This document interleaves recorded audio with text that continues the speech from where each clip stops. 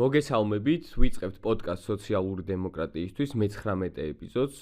დღეს ჩვენ ვისაუბრებთ განათლების რეფორმაზე და ზოგადად სტუდენტების და ახალგაზრდების გარშემო და სხვადასხვა საკითხებზე. დღეს ჩემთან ერთად არიან მარიამ არაბაშვილი, მაგისტრატურის სტუდენტი და გვანცახვარეშია, უკვე კურსდამთავრებული და მე ლაზარი ქარჩხაძე, ასევე სტუდენტი პოლიტიკის მეცნიერებების. მოკლედ დაგვიანონსა განათლების მინისტრმა და პრემიერ-მინისტრმა განათლების რეფორმის კონცეფცია და ჩარჩო. სულ რაღაც 4 გვერდიანი დოკუმენტი იყო, თუმცა შემდეგ რამდენიმე ეთერში გამოსვლით კიდევ რაღაცა დაზუსტებები და ჩანართები გააკეთეს და ახსნა განმარტებები. მე დამჩა შთაბეჭდილება პირადად ხა რომ დავიწყოთ საუბარი, რომ საერთოდ არანაირი შეხება ამ განათლების რეფორმას და კონცეფციას იმ ყოველდღიურობასთან, რაც მე სტუდენტობის განმავლობაში მქონდა, მაგალითად, საერთოდ არ აქვს რა. ანუ რაღაცეების ზედაპირულად წერია, რასაც შეიძლება ჩვენ ესე ვეთანხმებოდეთ ფურცელზე, მაგრამ განხორციელების გზა ან მიდგომა, ან შემუშავება იმდენად უცნაური და არადემოკრატიული იყო, რომ იმდენ შეკითხვას აჩენს, რომ საერთოდ არანაირი რაღაც დადებითი ამ რეფორმის მიმართ არ გიჩნდება, ხო, დამოკიდებულება. აი, თქვენი აზრი პირველ რიგში მაინტერესებს ამასთან დაკავშირებით რა. ჩემი აღქმა ესეთი იყო. რამდენად ეხება ეს განათლების რეფორმის ჩარჩო და კონცეფცია იმ რეალურ საჭიროებებს, რაც თქვენ გაგაჩნდათ და გაგაჩნიათ, თქვათ, სტუდენტების დროს, ხო? რამდენად არის მორგებული თქვენი აზრით იმ რეალურ საჭიროებებს და პრობლემებს, რომელსაც დღეს სტუდენტები აწყდებიან. მარიამ, შენგან დავიწყოთ და მე გავხსნათ. ანუ ზოგადად მაგ თემას რო დაუბრუნდეთ, თვითონ უნდა გავიაზროთ, რომ რას ემყარებოდა თვითონ ეს განათლების რეფორმა რა მიმდინარე. მათ მნიშვნელოვანი კომპონენტი არის, რომ ეკობახიძის განცხადებაში ის ჩანდა, რომ მთავარი პრობლემა იყო მიგრაციის ნაკადი, რომლის შეჩერებაც უნდოდა. რეალურად მიგრაციის ეტაპი პირველ რიგში აქ გასათვალისწინებელია, რომ 11 კლასის სწავლებაზე იგეგმება, რომ გადავიდეს საგანმანათლებლო სისტემა, ხო? აქ მნიშვნელოვანი არის, რომ ძალიან მცირეა თვითონ იმ სტუდენტთა და ზოგადად მოსწავლეთა რაოდენობა, რომელიც რეალურად ბაკალავრიატის საფეხურზე სწავლას აგზელებს უცხოეთში, ხო? ამაზე ყველანი თანხმდებით, იმიტომ რომ თავად ეს პრივილეგიაც არის წარმოქმნილი, იმიტომ რომ უცხოეთში სწავლება ერთი მხრივ დიდ ფინანსებთანაც არის დაკავშირებული და მეორე მხრივ ინფორმაციული ვაკუუმია ამ კუთხით.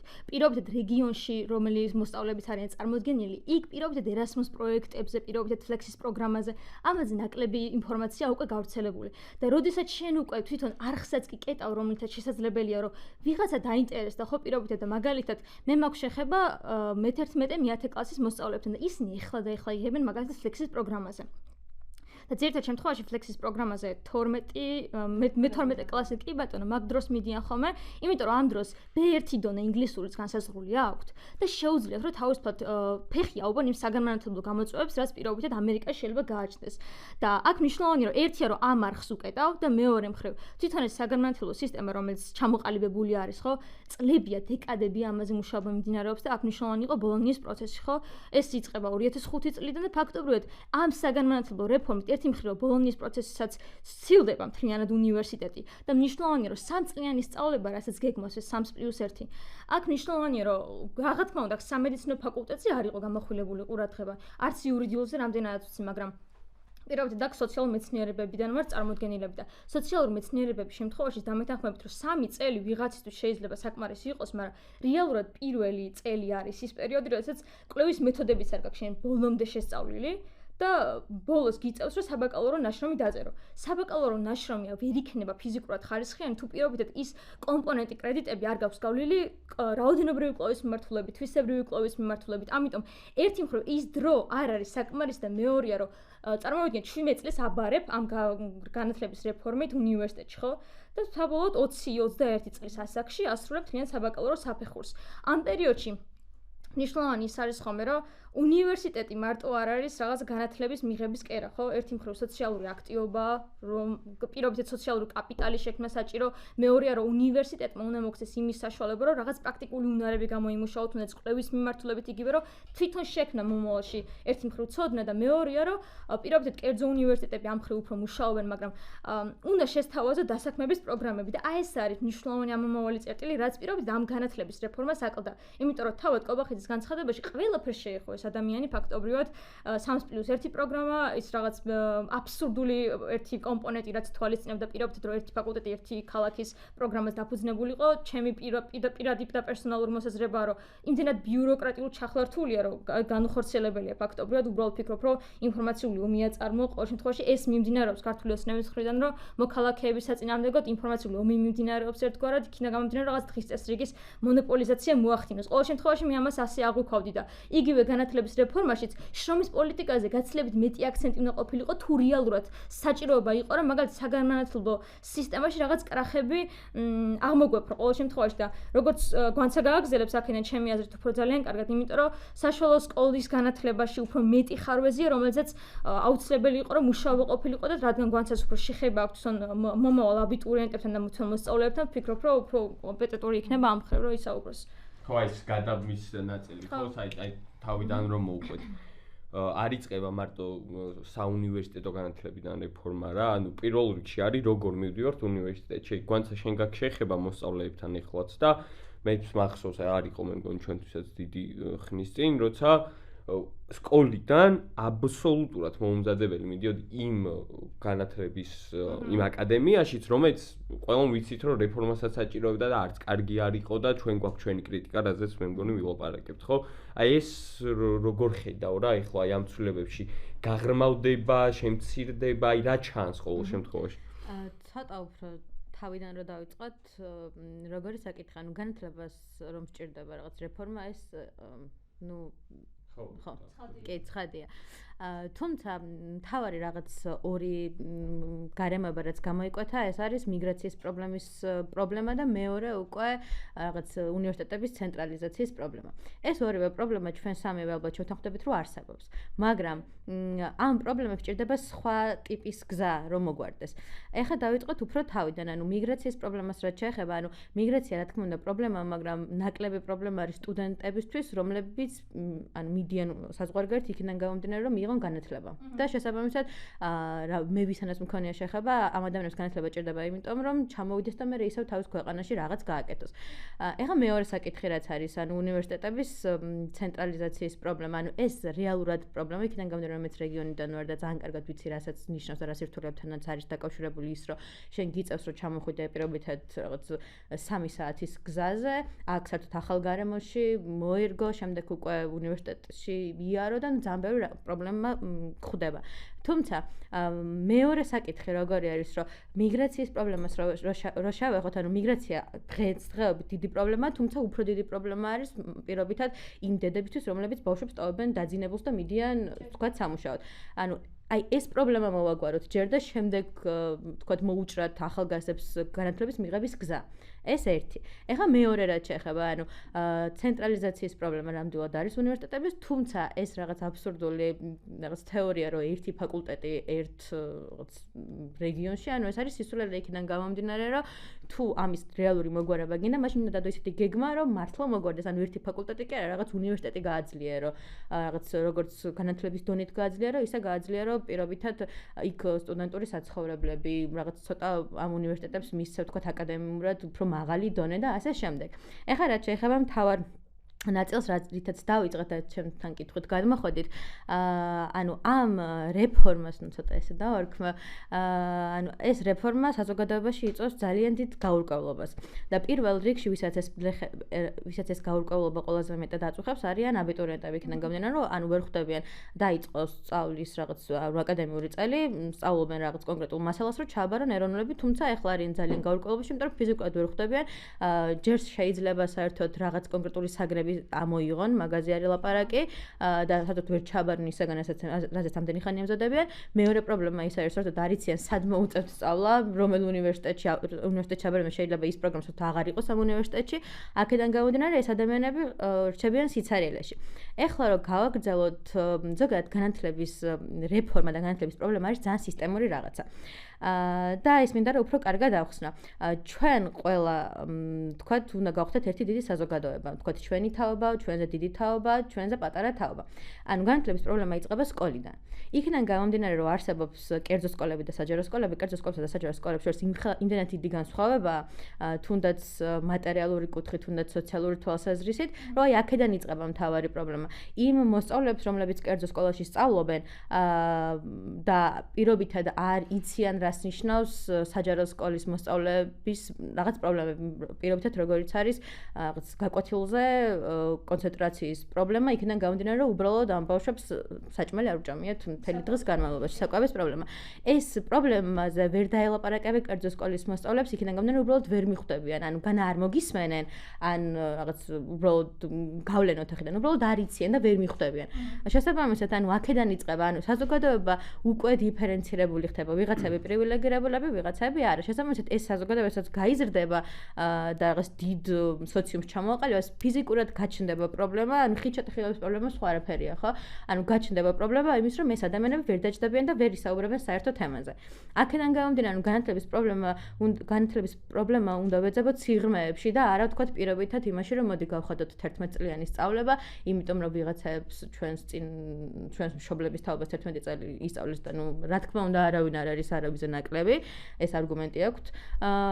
მაგრამ ანუ ეს არის ყველაზე მთავარი, რომ ეს განათლების პრობლემა უნდა ვეძებოთ სიღრმეებში და აი იმ სიღრმეებიდან გამოვიტანოთ და დანარჩენზე უკალბად შემდეგ გადავიდეთ. თელი აბსურდი კიდე ერთი რა არის რა, ანუ ჩვენ დავინახეთ, რომ მე-12 კლასი დაემატა და ვერ დაიტვირთა რა მე-12 კლასი. მე მგონი ყოველ სკოლაში ეგრე იყო, რომ მე-12 კლასში უბრალოდ არ დადიოდნენ და ეს კერძო რეპეტიტორების ინსტიტუტი, რაც არის აბსოლუტური სიგიჟე, ხო? ანუ შენ 11 წელი სწავლობ და ბოლო წელს უნდა მოიმზადო თავიდან ბოლო 0-დან 100-მდე, რომ უბრალოდ მოხვდე უნივერსიტეტში, ხო?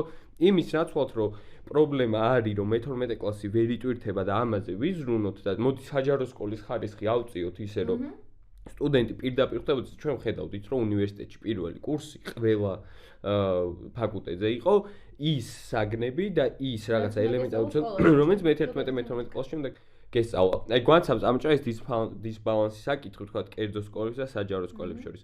იგივე დისბალანსი მაგალითად, რომელიც არის სოციალური ფონიდან გამოწვეული. ხო, იგივე არის თქვა პერიფერიას და ცენტრს შორის, ხო, რეგიონს და ცენტრს შორის, თუნდაც რეგიონში ყოფი კერძო სკოლაც კვეთრა ჩამოვარდება იგივე ცენტრში ყოფი რაღაცა საჯარო სკოლისგან, ხო, მაგრამ აი კიდე ერთი ძალიან მნიშვნელოვანი საკითხი არის, უბრალოდ შეიძლება ცოტა შორს წავიდეთ, სოციალური დიფერენციაციის გარდა პრობლემა საზოგადოების მხოლოდ აქ არ დგას და რატომ? აი ერთ საკითხზე დაკვირვებით. მათ შორის ის ბავშვებიც, რომლებიც თქვათ კერძო სკოლებში სწავლობენ, რაღაცა თბილისის ცენტრში თუ ქალაქების ცენტრში, აწყდებიან იგივე პრობლემებს რა. რატომ ხდება მაგალითად ყველაზე რაღაცა სისხლიანი დაპირისპირება ხოლმე მხოლოდ თბილისის ცენტრში და ხედავთ ხო იგივე სარალიძის საქმიდან მოყოლებული და სხვა გახმაურებული საქმეები. რომ ამ ადამიანებს სოციალური ფონი, რაც თქვათ ერთი ძალიან მნიშვნელოვანი პრობლემა, მოხსნილი აქვთ ერთი შეხედვით. აქ მივდივართ მეორე პრობლემამდე, რომელიც ასევე განათლების სისტემასთან ჩემი კვეთრად არის დაკავშირებული. ეს არის რაღაცა იდეალებისგან დაცლილი საზოგადოების პრობლემა და სახელმწიფოს პრობლემა. ანუ ის ამ თქვათ იმ ბავშვებსაც კი, რომელსაც სოციალური ფონი მოხსნილი აქვს, ვერ სთავაზობს რაღაცა კულტურულ საყრდენებს, ხო? ანუ რაღაცა ყველაზე მზარდ და ქმნად პროცესში მყოფი სტუდენტები, რომელსაც თქვა სოციალური ფონი არ აქვს და მით უმეტეს კიდე რომლებსაც გვაქვს ეს სოციალური პრობლემებიც, ხო? ვერ სთავაზობ ელემენტარულ სივრცეებს, სადაც ისინი რაღაცას დაეყრდნობიან, ხო? იქნება ეს მუსიკა, ხელოვნება, სპორტი, რაღაცა ჯანსაღი იდეალი, ხო? მართლა რასაც ქვია და აქ ძალიან კარგად იჩენს თავს აი ეს სახელმწიფოს ჩამოშლა და საზოგადოებრივი სტრუქტურის აბსოლუტური დაშლილობა, ხო? ეს კიდე ერთი პრობლემა არის და ამ განათლების რეფორმაშიც მაგალითად არაფერი თქვა იმაზე, რა არის საერთოდ სტუდენტური ცხოვრება, ხო? აი მე დავიწყებ ეხლა და ჩვენ შეგვიძლია რომ შევასოთ და დავანახოთ მაყურებელს რეალურად რა უნდა იყოს.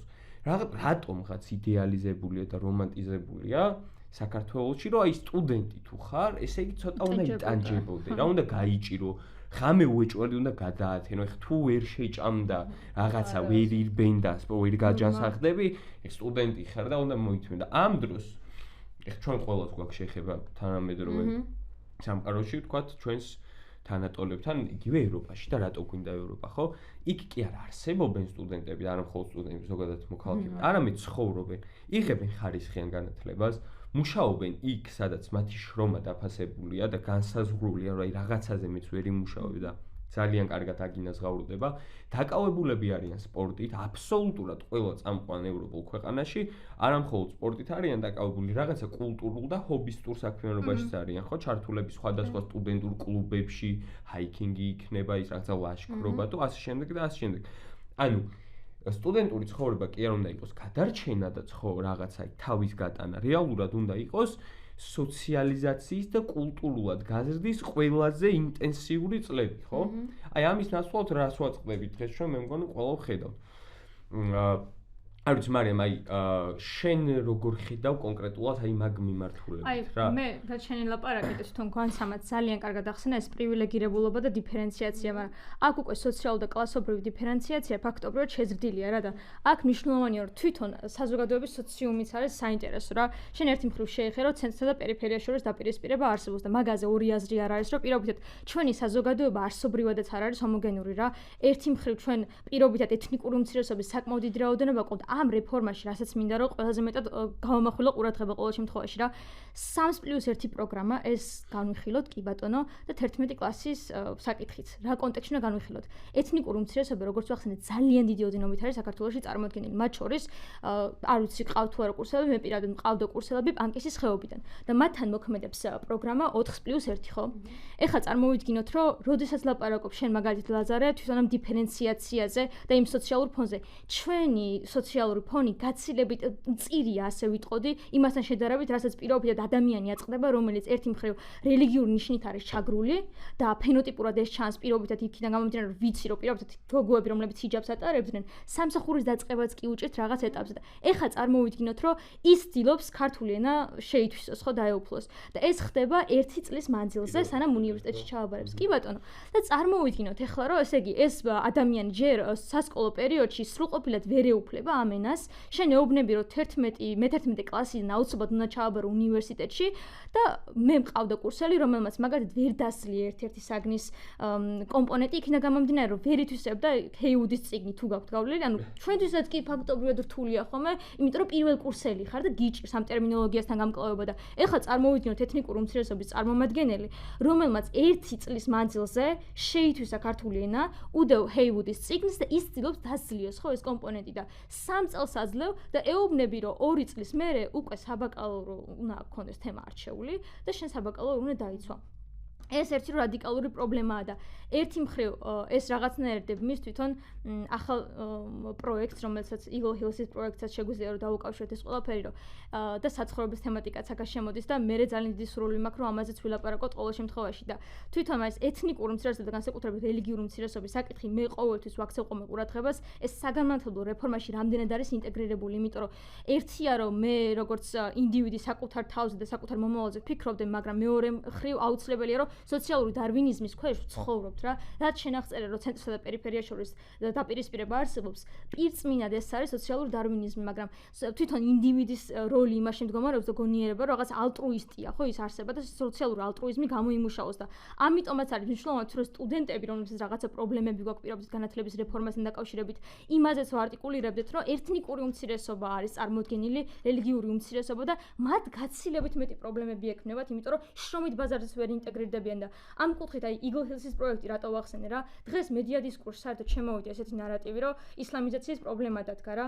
როდესაც ისლამიზაციის პრობლემაზე ლაპარაკობ და მედია დისკურსი ამას აწარმოებს, მეორე მხრივ კი შენ გაქვს დაანონსებული საგანმანათლებლო რეფორმა, რომელიც საერთოდ საგანმანათლებლო სექტორიდან ხსნის ეთნიკურ უმცირესობას, იმიტომ რომ ფიზიკურად ვერ ვახერხებ წავიკითხო სახელმძღვანელო, როდესაც ქართული ჩემი პირველი ენა არ არის. და აქ მარტო არ ვლაპარაკობთ ხო რაღაც აზერბაიჯანელებზე, აქ სომხებიც არიან რაღაც თქმა უნდა წარმოდგენილები და მნიშვნელოვანია გავიაზროთ, რომ ჩვენ ერთი საზოგადოება ვართ ფაქტობრივად რა.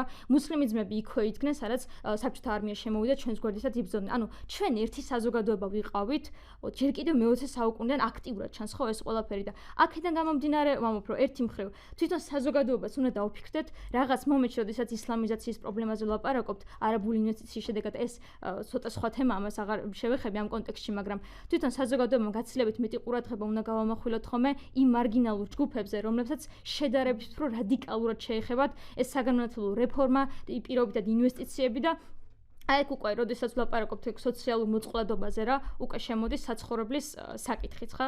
აქ სტიპენდიების საკითხიც ვახსენეთ პირობითად და სტიპენდიები კერძო უნივერსიტეტში სწავლის განცდა და ალბათ უფრო კარგადაც ახსენს ამ ყველაფერს, მაგრამ სხვადასხვა პოლიტიკა აქვს თითოეულ უნივერსიტეტს ხო ფაქტობრივად და მე ყოველ შემთხვევაში არ მიმაჩნია სწორად ის უკანასკნელი, რომ პირობითად საგრანტო გრანტს აიღებს სტუდენტი პირობით შემთხვევაში, მაგრამ მას საცხოვრებლის პოლიტიკა არ უწყობს ხელს იმაში, რომ მაგალითად ჩამოვიდეს ურბანულ ქალაქში, კი ბატონო დაიმკვიდროს თავი აქ და ძალიან დიდი პრობლემა იყო ზუსტად კორონავირუსის მომენტში ჰიბრიდულ სწავლაში. შენ ორი ძალიან საინტერესო და მნიშვნელოვანი საკითხი შემოიტანე. ერთი, აი თქვათ იგივე ეს არაბული ინვესტიცია, რომელზეც ახლა ბევრი საუბარი მიდის და მე მგონია რომ თვითონ ოპოზიციის კრიტიკაც უჭირდება ამ ნაწილში. განათლების რეფორმა და ეს ინვესტიცია შემოვიდა ერთად. და განათლების რეფორმაში აი მინისტრის მოადგილე საუბრობდა, რომ ბაზრის მოთხოვნების მიხედვით უნდა დავაპრიორიტეზოთ ის ფაკულტეტები, რომლებიც სახელმწიფოსგან წახალისდება. ეხლა რას გვეუბნებიან სტუდენტებს, რომ და აქ ადგილობრივი დასაქმების ბაზარს რო შევხედოთ. ეხლა შემოვა აქ ინვესტორი და დაიწყება დიდი მშენებლობები რა. რა ჭირდება ეხლა მშენებლობას? ხო მშენებლობას ჭირდება რაღაც საშუალო კვალიფიკაციის მუშახელი. შემდეგ ჭირდება იქ მისი ტიპიდან გამომდინარე ამ ინვესტიციის სერვისში დასაქმებული ახალგაზრდები და მით უმეტეს საქართველოს იაფი მუშახელი და მაქსიმუმ საშუალო რგოლის მენეჯმენტში 30-დან 1 სტუდენტი შიდა კონკურენციით მოხვდებით დახოცავთ ერთმანეთს რა. აი ამას გვეუბნება ეს ბაზარზე მორგებული ისა ლოგიკა. გვანც შენ რამდენ ხო და მეორე მნიშვნელოვანი საკითხი არის რაც მარიამმა წამოჭრა საერთო საცხოვრებლის საკითხი ხო რომელიც თითქოს ამ კონცეფციაში გაჟღირდა. მაგრამ აი რა პრინციპით რა აი რაღაც აი ძალიან ბუნდოვანი არის ხო? რამდენად აწყდებოდი შენ ან ხედავდი მაგ პრობლემას და ისინი საუბრობენ რომ ამაზე ვლაპარაკი საერთოდ არ აქვს ეხა სტუდენტებს რა ვაკეთებთო და 13 წელია სამჯერ იყო მე მგონი დეკანატი აღებული თბილისის სახელმწიფო უნივერსიტეტით მაისის სტუდენტური მოძრაობა გვახსოვს ხო? კი, მოკლედ ზუსტად ამ თემაზე მინდა გაგრძელება და ძალიან კარგად დაემთხვა. დავიწყოთ სკოლების საკითხიდან და შეგვიძლია გავაგრძელოთ უნივერსიტეტების საკითხიდან. არსებობს კერძო უნივერსიტეტი, არსებობს სახელმწიფო უნივერსიტეტი. მე ამ შემთხვევაში გამიმართლა და შემიძლია თავი პრივილეგირებულად ჩავთვალოთ, რომ კერძო უნივერსიტეტი მაქვს დამთავრებული, სადაც შედარებით, თქვათ, უფრო უკეთესი პირობები იყო და არ ვაწყდებოდი იმ პრობლემებს, რაც თქვათ, საჯარო უნივერსიტეტში უნივერსიტეტის სტუდენტები აწყდებიან. თუმცა მთავარი ფაქტორი ახლა რა არის, რომ ანუ ესეც ხო საზოგადოების დაყოფას იწვევს. ანუ ისევ და ისევ ანუ რაღაც თითქოს ეს ქართული ნაციონალიზმი სადღაც ხრება, იმიტომ რომ თქვათ ვიღაცასაც ეს პრობლემა არ აწუხებს, არ შეუძლია რომ თქვათ გაიაზროს პრობლემა, იქიდან გამომდინარე უბრალოდ არ იცის რას ნიშნავს პრობლემა. ამიტომაც ანუ მაქსიმალურად უნდა როგორღაც ანუ დიალოგი გაიმართოს აი ამ პრობლემებთან დაკავშირებით. ეხლა რაც შეეხება თვითონ აი ამ საკითხებს, ხო? ანუ შრომითი ბაზრის პრობლემა არის ერთ-ერთი ყველაზე მთავარი, რასაც მიუხედავად იმისა, რომ მე კერძო უნივერსიტეტში ვსწავლობდი, მეც ვაწყდებოდი.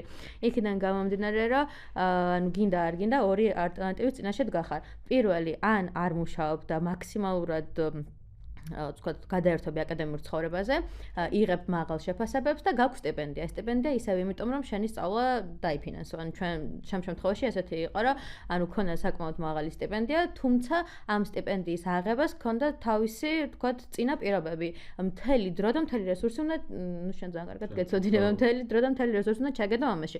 და ამ შემთხვევაში, თქვათ, უფრო რაღაცა პრიორიტეტული ადამიანი ხდებოდი, ნუ სტუდენტი. თუმცა მეორე საკითხი, ანუ მე მყავდა ანუ კურსელები, რომლებიც მაგალითად უწევდათ, რომ ემუშავოთ დღეში 8-9-10 საათი და ფიზიკურად ვეღარ ასწრებდნენ სწავლას. ოღონდ აქ სერიოზული პრობლემა, ანუ შეიძლება ვიღაცამ თქვას, რომ თუ კარგი დროის მენეჯმენტი გაქვს, შეგიძლია ყველაფერი მოასწრო, მაგრამ შენ კარგად მოგეხსენება, რომ აი ჩვენს უნივერსიტეტში ესე ფიზიკურად ვერ გააკეთებდი.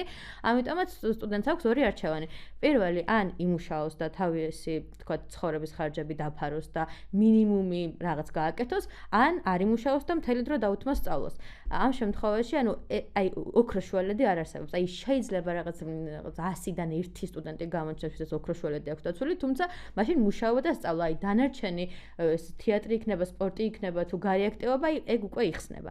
ანუ აქედან გამომდინარე, ეს არის რა მთავარი პრობლემა, რომ პირველი არ არსებობს სტუდენტური სამსახურები და ძალიან ლოგიკურია, რომ მე ანუ აი ამ ფონზე არ უნდა ილაპარაკო იმაზე, რომ სტუდენტები მიდიან რაღაც თქვა უცხო ქვეყანაში და მიგრაციის პრობლემაა, ხო? ანუ აქ გაქვს პრობლემა იმის, რომ ჯერ ხარისხიან განათლებას ვერ იღებს ძალიან ბევრი სტუდენტი. მერე არ გაგაჩნია სტუდენტური სამსახურები და რაღაც ღირსეული შრომის ანაზღაურება და ასე შემდეგ და შესაბამისად ისინი წავლენ, რა თქმა უნდა, უცხოეთში, რაც ძალიან ლოგიკურია. თუ ამ პრობლემას მოაგვარებ, რატომ უნდა მოუნდეს ვიღაცას თქვათ ესე მასიურად წასვლა, ხო, ქვეყნიდან, ანუ ეს ხო შეუძლებელია, ლოგიკურად შეუძლებელია. ხო და აქედან გამომდინარე ეს არის რა მთავარი ასპექტები, რომ აი საბოლოო ჯამში რომ შევაჯამო, ეს ყველა პრობლემა არსებობს, თუმცა ისევ და ისევ არსებობს იმის პრობლემა, რომ საზოგადოება მაქსიმალურად და მაქსიმალურად დიფერენცირებული ხდება. რაღაც კლასებად იყოფა ისევ და ისევ რა. ხო მე მგონი პირველივე შეიმჩნეოდა რომ თავი პრობლემა იყო კიდევ უფრო ელიტურს ხდიდნენ ხო განათლების მიღების შესაძლებლობას. ანუ ჩვენ ახლა არ ვართ რაღაც მოწყვეტილები და ვიცით რომ იმაზე ბევრად მეტი სტუდენტია დღეს საქართველოში ვიდრე საჭიროა.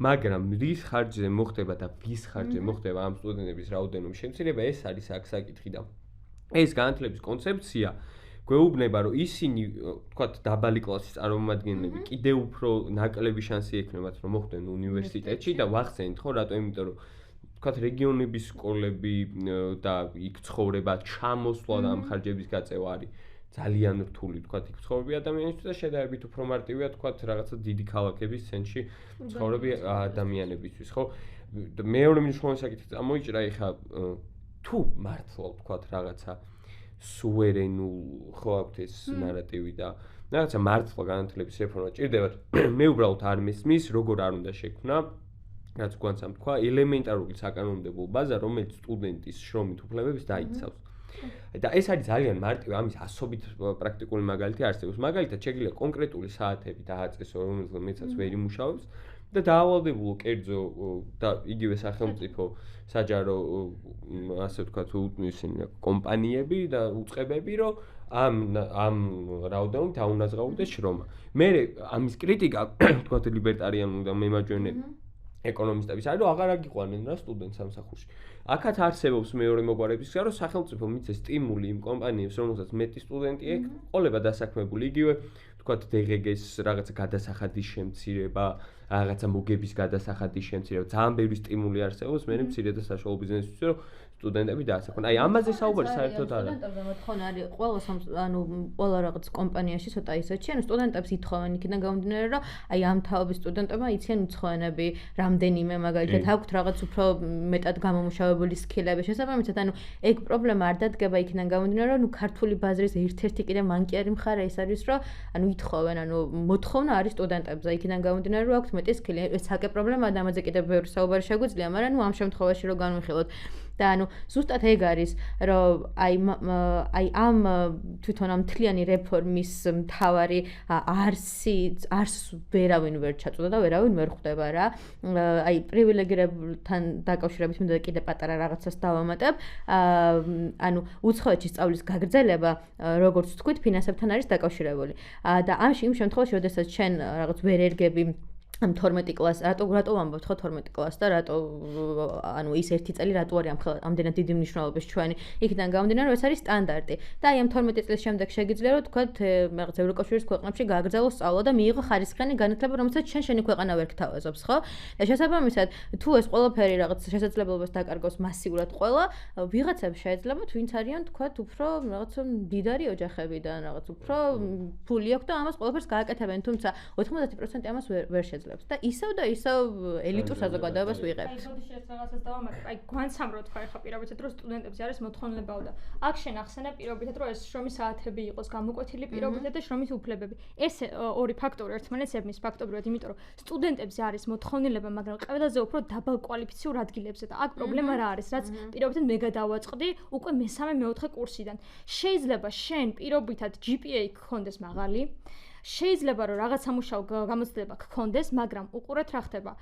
კომპეტენციის მიუხედავად და მიუხედავად იმისა, რომ არ ვიცი 60 საგანი გავლილი გაქვს შენი პროფესიის მიმართულებით, შრომითი ბაზრისათვის არასდროს არ ხარ საკმარის და აი პრეკარიატად ამიტომ გადაიქცევა თავად სტუდენტის და პრობლემა იმაში მდგომარეობს, რომ თავად ეს სტუდენტური სტატუსი რაღაცნაირად ებმის შენს ანაზღაურებას. თითქოს ავტომატურად ყველაზე უფრო დაბალი ხელფასი უნდა გადაგიხადონ, ყოველთვის სტაჟიორის რანგში უნდა იყოს, სანამ არ იტყვი რომ პირობითად მაგისტრის ხარისხი გააქვს ამ შემთხვევაში და ბაკალავრეთის საფეხურზეც აქ მნიშვნელოვანი რა არის რომ პირობითად ბიზნეს ადმინისტრირების სტუდენტებს ეს პრობლემები ნაკლებად აქვს, მაგრამ სოციალური მეცნიერებების მიმართულებით უფრო მკაფიოა ეს პრობლემები და ხილვადია და პირობითად შრომის საათების გამოყოფა და ამის ფიქსაცია ძალიან კარგია და მეორე მხრივ არის რომ მინიმალური ხელფასის საკითხი შემოდის და აქვე საცხოვრებლის საკითხიც იმ გაგებით შემოდის თუ რეფორმას რეალურად უნდოდა რომ რაღაცა გაეკეთებინა მაშინ მოდის სუბსიდირების პოლიტიკა გაითვალისწინებინა რომ პირობითად შეექმნა ის ფონდი რომელიც უზრუნველყოფდა საცხოვრებას მაგრამ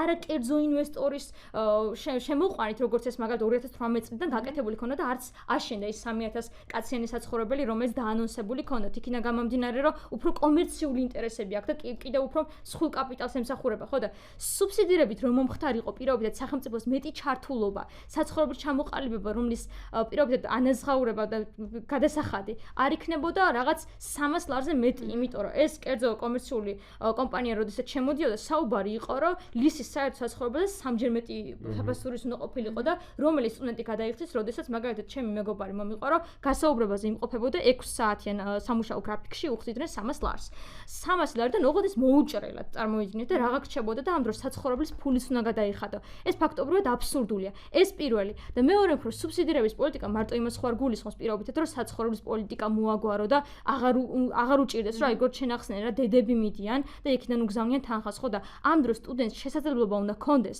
და იმ სახელმწიფოს სოციალური სახელმწიფოს მთელი ლოგიკაც ეს არის რომ ეს რაღაც ძიძა სახელმწიფოს კონცეფცია მოიგოს და ის როლი შეასრულოს რაც მას დაკისრებული აქვს ამაში გამოიხატება ეს წარმომადგენლობითი დემოკრატიის მთელი ფუნქციაც და სუბსიდირები ძალიან მარტივად შეიძლებოდა წახალისება რომ კომპანიაში პირობითად სტუდენტების აყვანა მომხდარიყო რაღაცა მერიტოკრატიული წესის გათვალისწინებით იმიტომ რომ ნეპოტიზმის ძალიან დიდი პრობლემაა მაგრამ ეს სუბსიდირების პოლიტიკა იმასაც შეუწყობდა ხელს რომ სტაჟირება რომლის მიღწევაც ასე რთულია პირველ და მეორე კურსზე ერთი მხრივ გამოცდილებასაც შეგაძენინებდა და მესამე მეოთხე და განსაკუთრებით ბაკალავრიატის საფეხურის შემდგომ აღარ მოგიწევდა გასაუბრებებზე იმის მტკიცება რომ შენ საკმარისი კომპეტენცია გაქვს იმიტომ რომ 240 კრედიტი გაქვს ესე იგი რაღაცა იცი შენ განთან დაკავშირებით და არაფრით ჩამოვარდები პირობითად იმ 28-30 წლის ინდივიდს რომელსაც სადღაც სამგან აქვს ნამუშევარი ხო ვიღაცამ აუცილებლად უნდა მისცეს შანსი და ხო შევიდეს შრომის ბაზარზე აი მაგ ძალიან საინტერესო საკითხს ვაწყდები ეს რეფორმა ხო არ არის კონტექსტიდან ამოგლეჭილი ჩვენ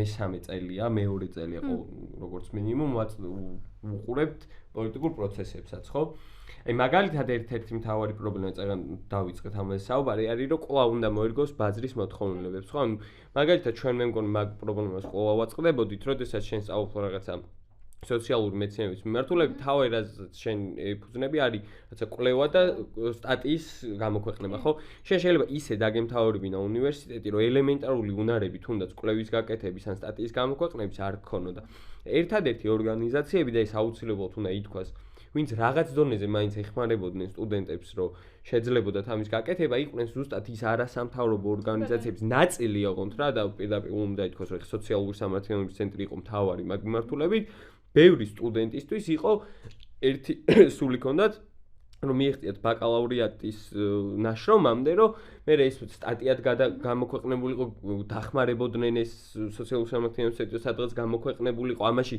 ანაზღაურებასაც კი უხდიდნენ ხოლმე და პირველი დარტყმის ობიექტი ესე იგი ესეთი ორგანიზაციები აღმოჩნდნენ კიდე ის უნივერსიტეტები რომლებიც ცდილობდნენ ეთარგმნათ თქვა ქართულ ენაზე სახელმძღვანელოები ეს რამხელა პრობლემა იყო გემახსოვებათ ხო მაგრამ შენ მაგას ჩვენ საუბრობდით აი რამხელა პრობლემას აწყდები მაგ კუთხი და შენ ეს საკითხი დაიწყე ზუსტად ხო როგორი მოუმზადებელი ხარ და ვერ ახერხებ რომ თქვა რაღაცა რეალური მეცნიერული შრომა შექმნა უნივერსიტეტში აი ეგ საკითხი რომ გავშალო და მე ჩვენ კიდე უფრო ისე აი მანდ რაც წამოჭერე სოციალური სამართლიანობის ცენტრის საკითხი ჩემი პირველი სტატია პირობითად რომელმაც მომცა რეალურად საშუალება და მათ შორის განათლების კუთხითაც დამეხმარა რომ პრაქტიკული უნარები გამომემჟღავნებინა და განმევითარებინა იყო კვლავ არასამთავრობო ორგანიზაცია ეს იყო ინფორმაციის თავისუფლების და განვითარების ინსტიტუტი და ფაქტობრივად ამ ორგანიზაციის ფარგლებში დავწერე პირველი პოლიტიკის დოკუმენტი და ეს აქვე მნიშვნელოვანია რომ უყურეთ განათლება პოლიტიკის დოკუმენტის წერაზე მიღებული მქონდა უკვე უნივერსიტეტში მაგრამ არ არსებობდა ის პრაქტიკული გზა რომელთაც ამ ცოდნის იმპლემენტაცია მოხდა ხდებოდა, მაგრამ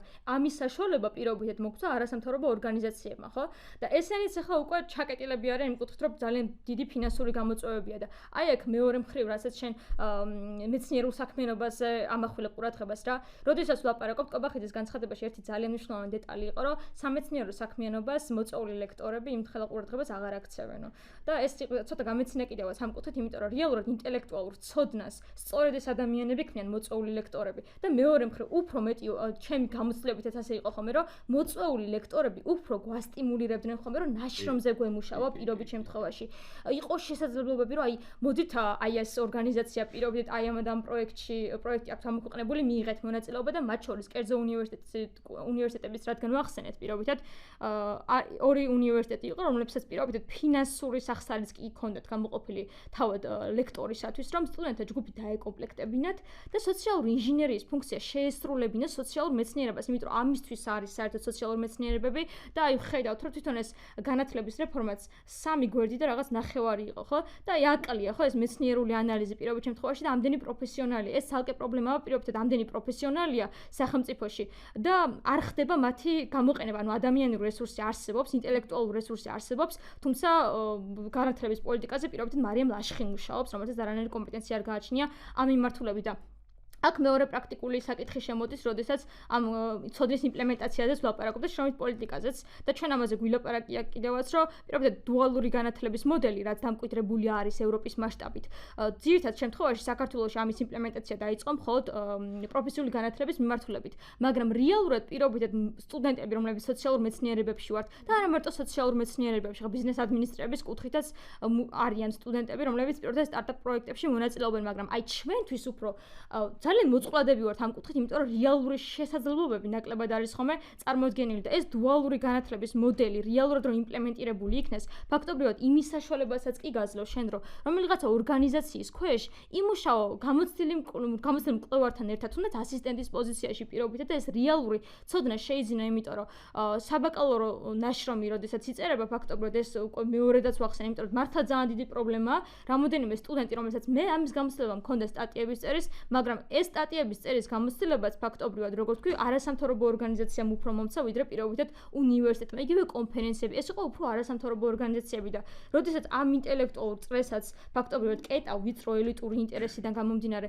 ფაქტობრივად შეუძლებელი ხდება, რომ რაღაცური საკუთარი თავი იპოვო, პროფესიასთან ურთიერთობა შეინარჩუნო და მით უმეტეს აი მოწვეული ლექტორებზეც გავამახვილებდი ყურადღებას, რომ ეს ადამიანები არიან, რომლებიც ძალიან დაბალანაზღაურება სამუშაოზე მუშაობენ, ხო?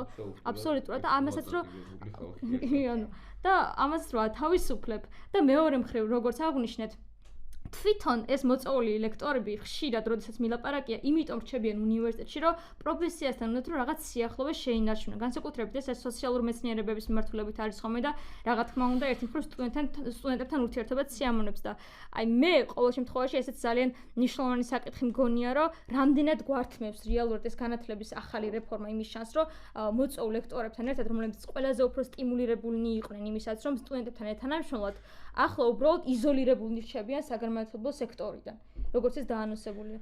და ხო, ეს ყველა პრობლემა ერთის მხრივ, რაზეც ვისაუბრეთ და მეორე არის ის რაღაც მომენტში შემთხვევით ცოტა შეურაცხყოფელიც იყო და არ ვიცი თქვენი აზრს მაინტერესებს, აი ეს ფორმა, რომლითაც დაგვიანოს ეს. ესე იგი უცებ გამოვიდნენ რაღაც სამგვერდნახევრიანი დოკუმენტი შემოაგდეს და ყველა დაგვტოვეს რაღაცა გაურკვევლობაში, რომ აქ ეს იმას ნიშნავს, ამას ნიშნავს და მე შენ და გვანცას რატომ უნდა გვიწევდეს საზოგადოებისთვის ახსნა, რომ აი იცით ეს ამას ნიშნავს და ეს იმას ნიშნავს. რეალურად ისინი უნდა აკეთებდნენ ამას, ხო? ხო, რა თქმა უნდა და ანუ მეორეს მხრივ როგორც მინიმუმ საჯარო განხილვები უნდა მოიწყოს, ხო, როცა ამ ხელა განათლების რეფორმა იწყება მათ შორის სტუდენტებთან. აუცილებლად, მაგრამ ეხლა თქვენ წარმოიდგინეთ და ეს მინდა რომ საზოგადოებამ დაინახოს, როგორ აბსურდულ მდგომარეობაში არიან. თქვენ წარმოიდგინეთ ეხლა ირაკლი კობახიძე ან განათლების მინისტრი, რო ხდება 200 და 300 სტუდენტს. ეხლა წარმოუდგენელი არის, რომ იქ მათ მიეცეთ ნორმალური საშუალება, იმიტომ რომ იქიდან წამოვა ისეთი ჯანსაღი და ისეთი წვავე კრიტიკა, რომელზეც პასუხი ნამდვილად არ ექნება და ამდენად არიან ისინი დაშორებულები თავიანთ სტუდენტებს რა. და კიდევ ერთი მნიშვნელოვანი საკითხი იყო, სპეციალურად დავაკვირდი, თქვათ, ევროპული ქვეყნების პრაქტიკებს. პროტესტის მიმართ, როგორი არის სტუდენტური პროტესტის მიმართ. აი გადამდგარი თანამდებობის პირები, მაგალითად საფრანგეთში, გერმანიაში, ბრიტანეთშიც, ხშირად თავის ჩანაწერებში ამბობენ ხოლმე, როცა ვთქვათ სტუდენტური პროტესტები მათ დროს მიმდინარეობდა, მიუხედავად იმისა, რამდენად არ ეთანხმებოდნენ და იქ ვთქვათ დარბევაც იყო და რა ძალადობაც იყო, როგორ ფრთხილად ეკიდებოდნენ შედეგებს. ანუ ისინი ცდილობდნენ თუ მასობრივი სტუდენტური პროტესტი იყო, მარცხის განცდა არ გაეჩინათ სტუდენტებისთვის რა. ანუ მიუხედავად იმისა, ამას დააკმაყოფილებდნენ თუ არ დააკმაყოფილებდნენ, ცდილობდნენ რომ მათთან ესაუბრათ და ეს მარცხის და რაღაცა წაგებულის მენტალიტეტი არ შეექმნათ ახალი თაობისთვის. ჩვენ ვაკვირდებით რომ ყველა სტუდენტური პროტესტი ან ყველა ის პროტესტი რომელშიც სტუდენტები ჩაერთვნენ, არა მხოლოდ ამ მთავრობამ, არა მხოლოდ რაღაცა ისქნეს რა ქვია ჩაწყნარეს და დაარბიეს თუ ასე ბოლომდე ფეხი ჩააჭირეს. ანუ და ჩვენ თაობასაც მე მგონი არ ვიცი თქვენ როგორ ხედავთ მაგას მაინტერესებს. ეხლა აქ აი ეგ მომენტი რომ ბოლომდე ჩაგვაჭერენ და აი წაგებულ ომი ჩვენ ვართ თაობა რომელსაც თქვა ომი წაგებულ საზოგადოებაში გავიზარდეთ, მაგტრამვის ქვეშ გავიზარდეთ, რაღაც გაჭირვებაში გავიზარდეთ, მუდმივ წაგებაში გავიზარდეთ, სპორტში და ასე შემდეგ. აი ხა ბოლოს თუ რაღაცეები მოვიგეთ.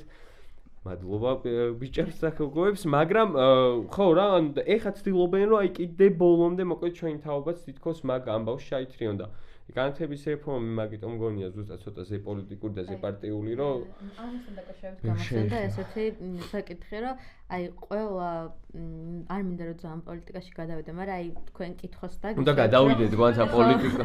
მოკლედ აი ყველა რაღაც ავტორიტეტული და აი რაღაც დიქტატორული რეჟიმი პირველ დარტყმას ადაკეთებს სკოლებში, სკოლის მოსწავლეებში, ახალგაზრდებში, რომ ანუ ეს უკვე ვთქვათ ჩამოყალიბებულ ადამიანისთვის აზრის შეცვლა არის უფრო რთული.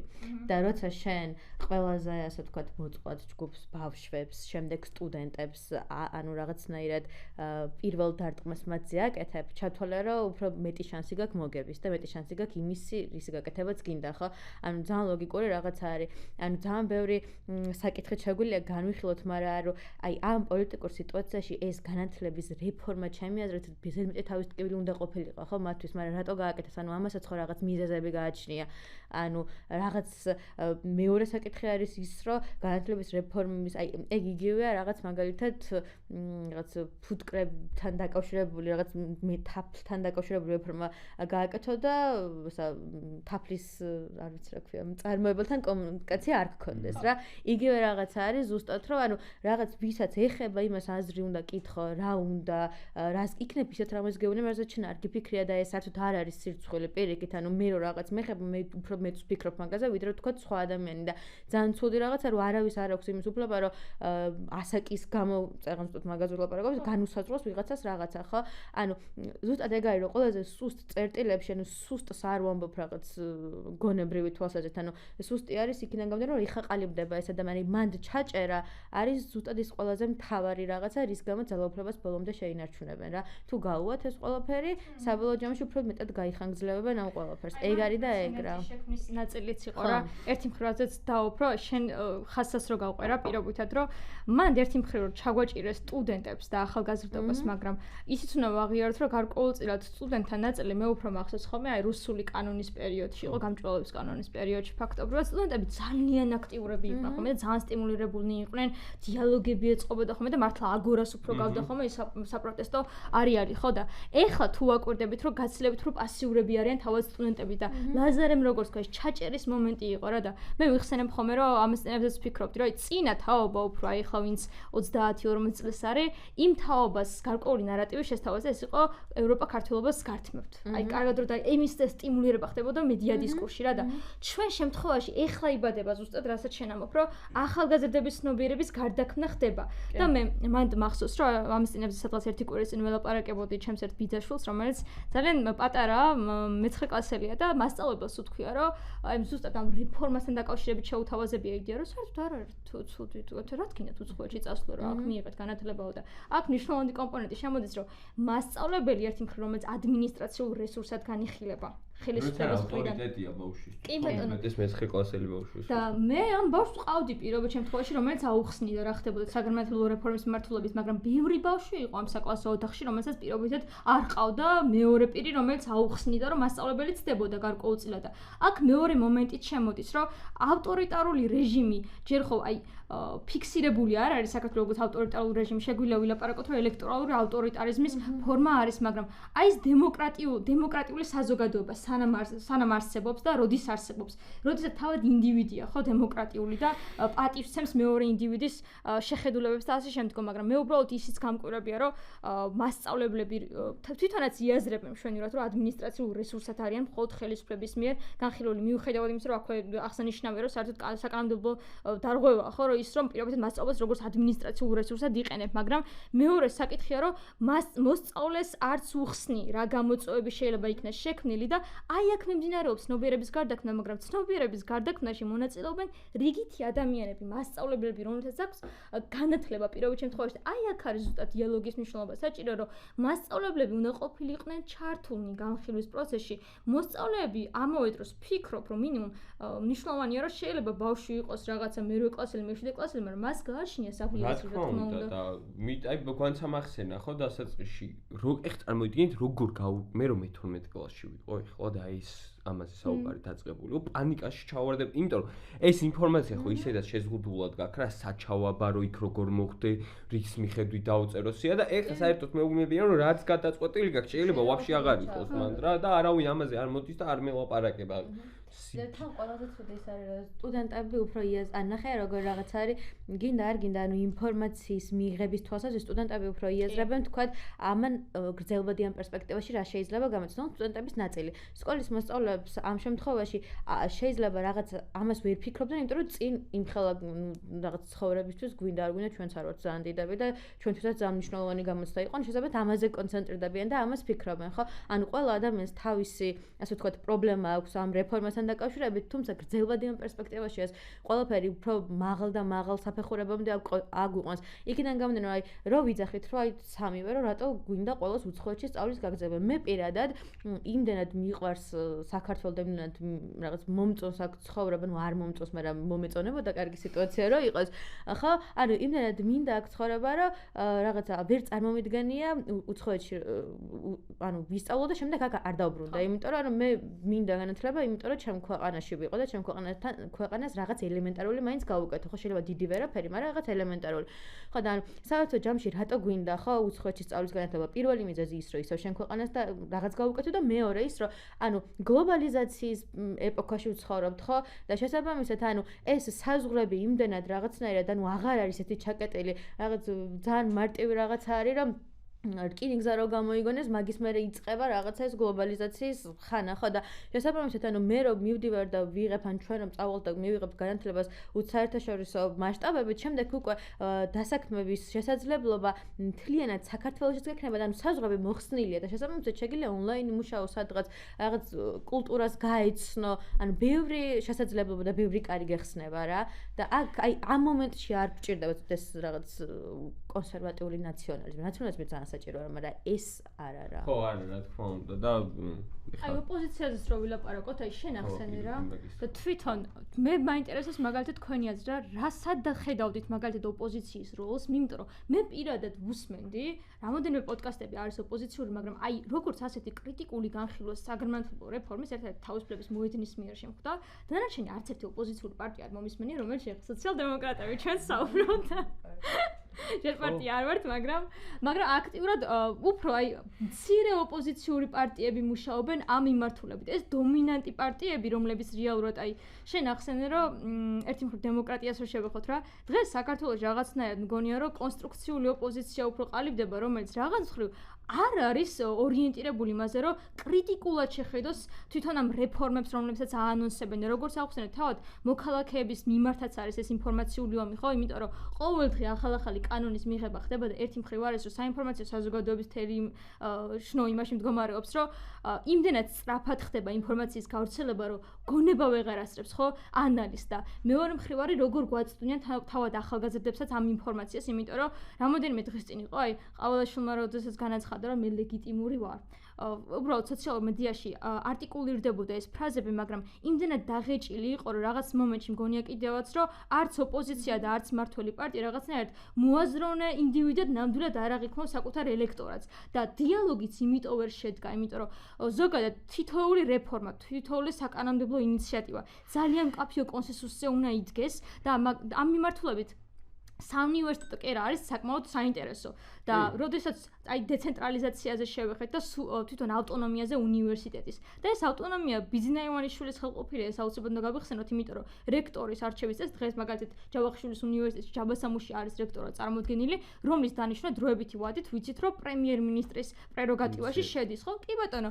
და ერთადერთი პრეცედენტი იყო და ეს დიალოგის ფორმატი იმიტომ არ იქნება პირობითად უნივერსიტეტებში, რომ რექტორი დანიშნულია პირობითად პრემიერ-მინისტრის მიერ, ვინც რო სპეცრაზმით შემოიყვანა მაშინ უნივერსიტეტის ეზოში და აი სხვადასხვა ზუსტად ეგ მომენტი იყო, როდესაც მკაფიო გადაწყვეტილებას მივიღე, რომ მაგ უნივერსიტეტში სწავლებას აღარ გავაგზავნებდი და თვითონ პროტესტის მიმართაც ეს პესიმიზმი მაგ დროს გაჩნდა, რომ ჩვენ რაღაცნაირად საზოგადოება პოლარიზირებული ვართ, მაგრამ ამ პოლარიზაციის მიზეზ შედეგობრიობა რაში მდგომარეობს, რომ რაზე ჩვენ ვლაპარაკობთ რეალურად, რომ სოციალური ფონი გაგვაჩნია თითოეულ ჩვენგანს, მაგრამ არსებობენ ადამიანები, რომელსაც სოციალური ფონი არ გააჩნიათ და ასეთ ადამიანებთან რა თქმა უნდა, ჩვენ მუდმივი კომუნიკაცია გვაქვს და შენახსენე კარგად, რომ აი უფასო სასკოლო კვების ამბავი, რომ კერძო სკოლის მოსწავლე ვერადროს ვერ გაიგებს, რას გულისხმობს ის, რომ პირობითად რიგითი მოსწავლე არის უბრალოდ გამოუკვებავი, ხო? და აქ ჩემი მეგობრის გამოცდილებაც გამახსენდა ეხლა, რომ მუშაობს ეს ადამიანი ელემენტარული და სამუშაოდან გამოვიდა უბრალოდ, რომ კვლევით პროექტზე უნდა იმუშავა, იმიტომ რომ დავალების ნაწილი იყო და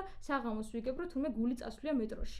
და ეს მოხდა რის ფასად, რომ რამოდენიმეჯერ მიხსენა, რომ არ უჭამია იმ დღის განძილზე. იმიტომ რომ უბრალოდ გრაფიკი ებმეოდა და როდესაც ვლაპარაკობთ, რომ აი სკოლის მოსწავლე ერთია, რომ უნდა კონცენტრირდეს გაკვეთილზე და ამ დროს შენ ყველანაირი ფინანსური რესურსი გაგაჩნია იმისაც, რომ ელემენტარული უნივერსიტეტში, მარტო უნივერსიტეტშიც არა რა, თვითონ სკოლაში გამოყო იმის სივრცე, რომ კაფეტერიაში ერთი მხრივ არა მარტო სოციალიზაცია მოხდეს მასწავლებლებისა და მოსწავლეების, ყველა იყოს თვითონ სოციალურად თანასწორი. იმ გაგებით, რომ მე მახსოვს მყავდა კლასელი, რომელიც უბრალოდ ვერ ჭამდა ხოლმე სკოლის მანძილზე და იყო შემთხვევები, რომ ჩვენ უნაწილებდით მაგალითად საკვებს, მაგრამ აი ის, რომ იმ პატარა ბავშვი იაზრებს, რომ რაღაცა არ გააჩნია, ეს უკვე ძალიან დიდი პრობლემაა, იმიტომ რომ აი სოციალური დარვინიზმი, ხო ჯობია რომ სკოლა ის სივრცე, როდესაც სწავლობთ ამ ალტრუიზმს, ხო და ერთმანეთის მიმართ სოლიდარობას და თუ სისტემა თავად კლავს ამას, რანაირად უნდა ჩამოყალიბდეს ბოლოს ის ინდივიდი, ხო და ემპათიური და სხვა ხო ემპათიას ეგ განაპირობებს. ანუ არც აქვთ მაგის მიზანი აშკარად, რომ რაღაც ინდივიდი ჩამოყალიბდეს ემპათიურად, ანუ მიზანი არის ერთადერთი, რომ რაღაც რეჟიმი დამყარდეს შეინარჩუნოს მაქსიმალურად. ძალიან სალსახაა. და აი შრომით ბაზართან დაკავშირებით ძალიან საინტერესო დაკვირვება გამოსცემდა. კი და მე შევედამოთ.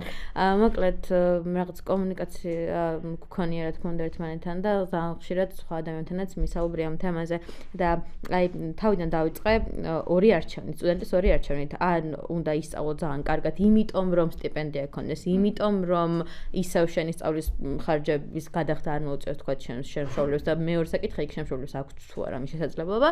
ან იმუშავა ხო და რაღაცნაირად სტატისტიკურად ისე ებმება, რომ თან მithumetes მე კვლევის გამოცდილებაც მაქვს ამ მომენტში, ანუ კურსდამთავრებულებთან კვლევის გამოცდილება და ანუ მან ყველაზე რთული დასანახი თან მაშინ მე სტუდენტი ვიყავდი საბაკალავრო ნაშრომს ვეკეთებდი და რა იყო ჩემს ყველაზე რთული დასანახი, რომ ადამიანები განსაკუთრებით სოციალ-მეცნიერებების ფაკულტეტიდან არავინ არ მუშაობს თავისი პროფესიით.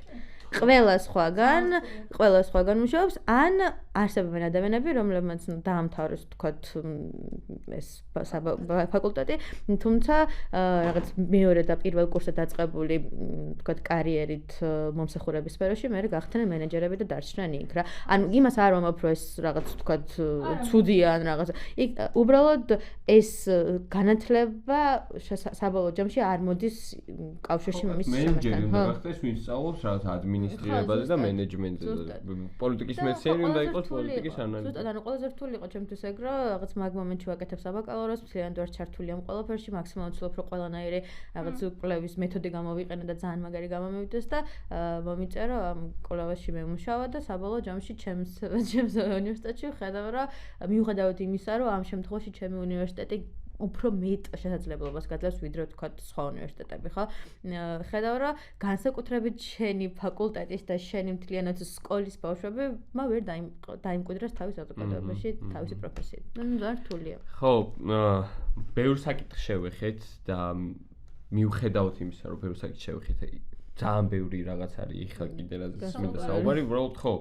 ეხლა იწყება ეს დისკუსია და ჩვენ ვახსენთ, რომ ოპოზიცია მაგალითად იმდენად უშინაარსო არის, აი მეინსტრიმ ოპოზიცია ამ საკითხშიც, რომ ჩვენი ვალი არის რაღაცნაირად, რომ კრიტიკული და მართლა შინაარსობრივი ხედვები ამ განათლების რეფორმაზეც მაგალითად შევიტანოთ და მე მოუწოდებ მათ ვინც დღეს უყურებს, რომ ყოველ სამშაბათს 19 საათზე შენ მე ნახსენები თავისუფლების მოედნის და მოძრაობა სოციალური დემოკრატიისთვის და კიდე ორი მოძრაობის რაღაცა საერთო სივრცე არის შექმნილი უნივერსიტეტის ეზოში, რაც ძალიან სიმბოლურია, სადაც განათლების რეფორმის გარშემო მიმდინარეობს ჯელობა საკითხი აქცია. მოგიწოდებთ ყოველს, რომ შემოგვიერთდეთ, ეს იყო პოდკასტი სოციალური დემოკრატიისთვის, სადაც ახალგაზრდების, სტუდენტების და განათლების რეფორმებს და საკითხებს შევეხეთ, გამოგვიწერეთ და მოусვინეთ პოდკასტ სოციალური დემოკრატიისთვის.